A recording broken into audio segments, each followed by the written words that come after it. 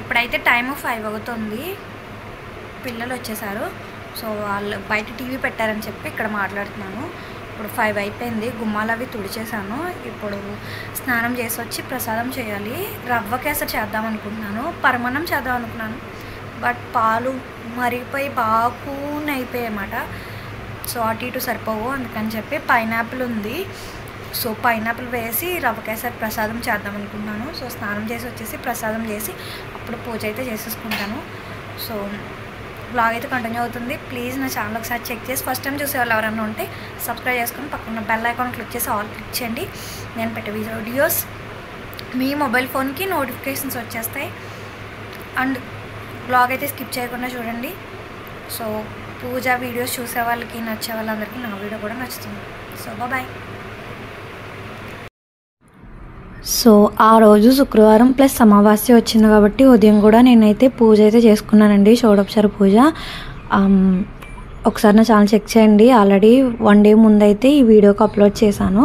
So Friday పూజ అదంతా. So ఎవరికైనా interest ఉంటే చూడొచ్చు, లింక్ ఇక్కడ డిస్క్రిప్షన్లో కింద ఇస్తాను. అలాగే చెప్పా కదా 5 అయింది, వీళ్ళు 4:30కి అలా వచ్చేసారనమాట.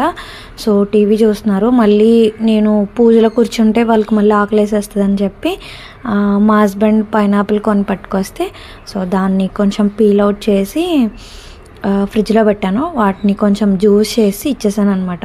కొంచెం షుగరు కొంచెం పాలు వేసి చేసేసి వడగట్టేసి ఇచ్చేసాను.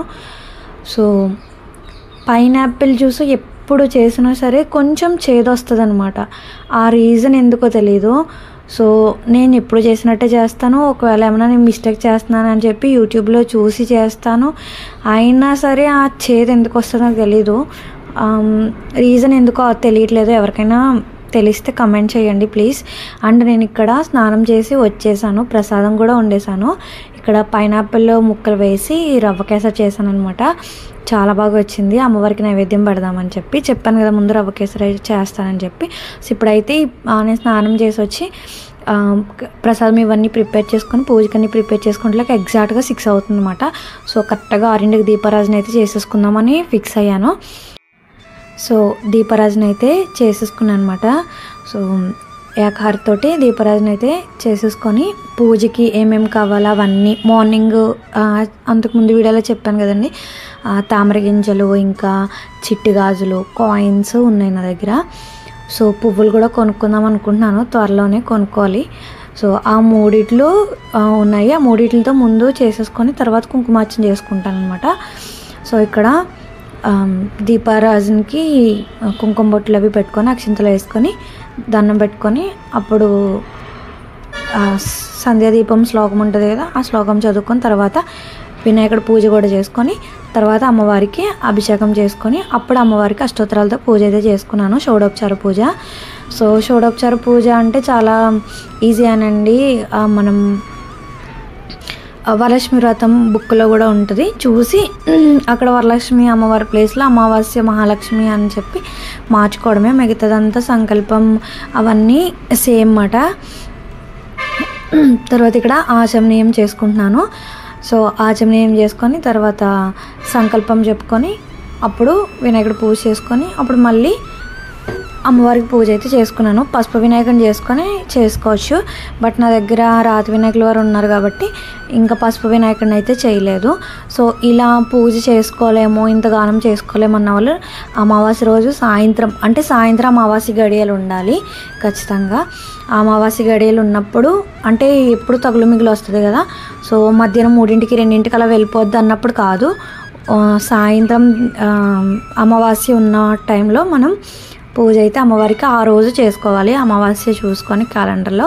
సో అమ్మవారికి దీపం పెట్టుకొని ఏదైనా నైవేద్యం సమర్పించుకొని అమ్మవారి స్తోత్రాలు, సహస్రనామాలు కానీ అష్టోత్తరాలు కానీ అలా ఏమైనా మనకు నచ్చినవి చదువుకొని అమ్మవారికి అయితే దీపారాధన చేసుకోవచ్చు సింపుల్గా.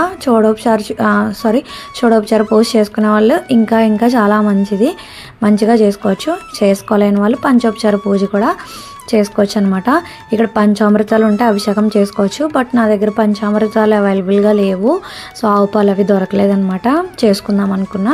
సో అందుకని చెప్పి నేను ఇక్కడ పసుపు, కుంకుమ, తర్వాత గంధం, తర్వాత సుగంధి పౌడర్ ఉంటుంది కదా, దాని పేరు మర్చిపోయాను. శివుడికి నీళ్లు పోసుకున్నప్పుడు అందులో వేసుకోవడానికి ఉంటుందని చెప్పి తీసుకొచ్చాను. చాలా చిన్నది ఉంటుంది, పేరు గుర్తులేదు. సో ఆ పౌడర్ కూడా. సో పసుపు, కుంకుమ, ఇంకా గంధం, ఇంకా పువ్వులు, ఇంకా ఆ పౌడర్తో వీటితో పూజ అయితే, అభిషేకం అయితే అమ్మవారికి చేసేసుకున్నాను. తర్వాత కొంచెం మంచినీళ్ళు కూడా పైన వేయాలి. అన్నీ మనం ఏమైతే అభిషేకం చేయాలనుకున్నామో అవన్నీ అయిపోయాక చేసుకొని అమ్మవారు మంత్రం చెప్పుకుంటూ శ్రీ మహాలక్ష్మి దేవత నమః అని కూడా చెప్పుకోవచ్చు, శ్రీమాత్రే నమః అని కూడా చెప్పుకోవచ్చు. అమ్మవారు సహస్రనామాలు కానీ అష్టోత్తరాలు కానీ ఉంటే వాటిని కూడా చెప్పుకోవచ్చు. నేను కనకదుర్గ స్తోత్రం చెప్పుకుంటూ చదువుకుంటూ అభిషేకం అయితే చేసుకొని తర్వాత హారతి కూడా ఇచ్చేసి అప్పుడు మళ్ళీ అదంతా క్లీన్ చేసుకొని అమ్మవారిని మంచిగా అలంకరించుకొని ఇక్కడైతే పెట్టుకున్నాను. సో ఆల్రెడీ గణపతి పూజ అదే అయిపోయింది కాబట్టి నేను ఇంకా అమ్మవారికి అభిషేకం చేసేసుకొని తర్వాత మంచిగా ఉన్న పువ్వులతోనే ఇలా అలంకరించేసుకొని నేను షోడోపచార పూజ అయితే చేసేసుకున్నాను. సో అర్ఘ్యం, పాద్యం, ఇంకా ఆచమనీయం, ఇంకా వస్త్రం, యజ్ఞోపవీతం ఇవన్నీ చెప్పుకోవాలి. తర్వాత అదాంగ పూజ కూడా చేసుకోవాలి. ఫస్ట్ సంకల్పం అది చేసేసుకొని తర్వాత కలశ పూజ అది చేసుకొని తర్వాత అమ్మవారికి అష్టోత్తరాలతోటి చేసుకోవాలి. 108 అష్టోత్తరాలతోటి నేను ఒక పుష్పం, ఇంకా అవి చిట్టి గాజులు, ఇంకా చిల్లర కాయిన్, ఇంకా తామర గింజలు కూడా వేసుకొని 108 చదివేసుకొని తర్వాత మళ్ళీ కుంకుమతోటి ఇంకోసారి ఫస్ట్ అష్టోత్తరాలతో చేసుకున్నాను. తర్వాత సహస్రనామాలతో కుంకుమార్చన చేసుకున్నాను. మనం కుంకుమ చేసేటప్పుడు కూడా తల మీద నుంచి వేయకూడదండి. విగ్రహానికైనా ఫోటోకైనా పాదాల దగ్గర మాత్రమే కుంకుమ అనేది వేయాలి. అది కూడా ఎక్కువ వేసేయడం వేస్ట్ అయిపోద్ది కదా, అది మనం మళ్ళీ తొక్కకూడదు, పారేయకూడదు. సో కొంచెం అంటే ఇలా లిటిల్ బిట్ ఇలా వేసుకుంటే మనకి తర్వాత అది బొట్టు పెట్టుకోవడానికి కూడా యూజ్ అవుతుంది. తర్వాత సపరేట్గా వేరే బాక్స్లోకి తీసుకొని తర్వాత రోజు ఇవన్నీ క్లీన్ చేసుకున్నప్పుడు అన్నమాట తీసుకోవడానికి. సో ఇక్కడ నేను చెప్పాను కదా షోడోపచార పూజ అయితే చేసుకుంటున్నాను. సో తర్వాత అష్టోత్తరాలు కూడా చదివేసుకొని చేసేసుకున్నాను అనమాట.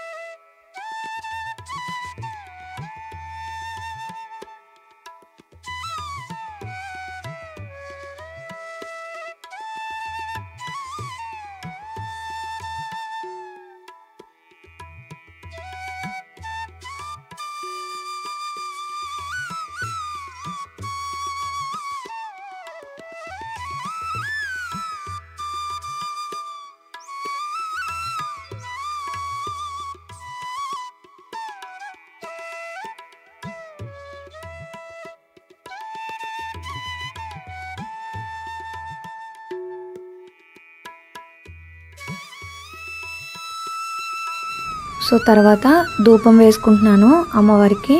సో ఇలా ధూప్ స్టిక్స్ ఇవన్నీ కాకుండా నుప్పులు ఉంటే ఇంకా చాలా బెటర్ అండి. అందులో లిటిల్ బిట్ ఆవు నెయ్యి, కొంచెం సాంబ్రేను లేదంటే గుగ్గులం కూడా వేసుకోవచ్చు.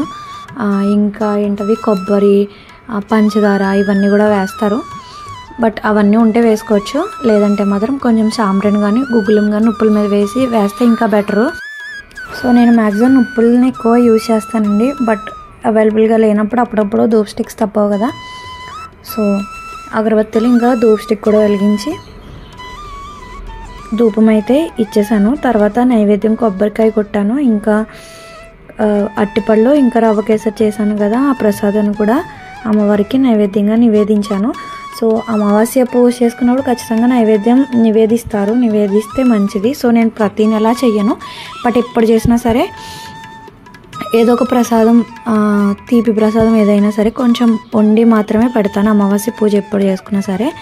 సో అయినంత మట్టికి గుర్తుండి నాన్ వెజ్ అది తినకుండా ఉండి ఈరోజు అమావాస్య వస్తుంది అని ముందుగానే గుర్తుపెట్టుకుంటే మాత్రం ఖచ్చితంగా నెల ఖచ్చితంగా చేసుకుంటాను. ఒక్కొక్కసారి మర్చిపోతే మాత్రం ఆ నెల అలా మిస్ అయిపోతుంది, ఒక్కొక్కసారి అవ్వదు కదా. సో అట్లాగనమాట. సో అయినప్పుడు మాత్రం ఖచ్చితంగా చేసుకుంటాను. సో చాలా ఇష్టం అంట అమ్మవారికి. సో ఏవి ఉంటే అలాగా చేసుకోవచ్చు. ఆల్రెడీ నేను తామరొత్తులు కూడా కొనుక్కొని తెచ్చుకున్నాను. ఆ తామరొత్తులతోనే దీపారాజన కూడా చేశాను 4 వీటిల్లో. సో ఆ తామరవి ఇలా నార్లా ఉంటాయి, అవి చిన్నగా తీసుకొని మనం డైలీ వేసుకునే దీపారాజన ఒత్తులతోటి కలిపేసుకొని ఒకసారి ఇలా నలుపుకొని వాటితోటి వెలిగించుకుంటే మంచిదండి, తామర ఒత్తులతోటి వెలిగించుకుంటే. సో తర్వాత పూజ అయితే కంప్లీట్ అయిపోయింది. ఇంకా వంట కూడా మార్నింగ్ గోంగూర పట్టుకొచ్చాను పచ్చడి చేద్దామని చెప్పి. నైట్ కడిగేసి ఆరబెట్టేసుకుంటే మార్నింగ్కి మంచిగా ఆరిపోతే పచ్చడి చేసుకోవచ్చని కడిగేసి ఆరబెట్టాను. సో అందుకని గోంగూర కోస్తున్నాం ఇక్కడ. పిల్లలకి హోంవర్క్స్ కూడా రాయించేసాను, విక్కీ రాస్తాడు, చిన్నోడు కొంచెం ఉంటే కంప్లీట్ చేస్తున్నాడు అనమాట. సో మిగతావి ఇంకా ఉంటాయిగా భోజనాలు అవి చేసి వాళ్ళు కూడా తినిపించుకొని వాళ్ళని పడుకోబెట్టుకొని నేను కూడా కొంచెం తినేసి అప్పుడు మిగతావి ఇవంతా క్లీనింగ్ అది చేసుకొని గ్యాస్ దగ్గర అవన్నీ. సో అప్పుడు కిచెన్ అది క్లీన్ చేసుకొని మిగతావన్నీ చక్కబెట్టుకొని అప్పుడు పడుకున్నాను. ఈజీగా 10:30 అయింది ఆ రోజు కూడా పని. సో ఈ వీడియో అయితే ఇక్కడితో ఎండ్ చేస్తాను. వీడియో నచ్చితే లైక్ చేయండి, సబ్స్క్రైబ్ చేసుకోండి, నా ఛానల్ ఒకసారి చెక్ చేసి. సో ఇంకో మంచి వీడియోతో మీ ముందుకు వస్తాను. అంతవరకు లోక సమస్త సుఖనో భవంతు. Thanks for watching guys, bye.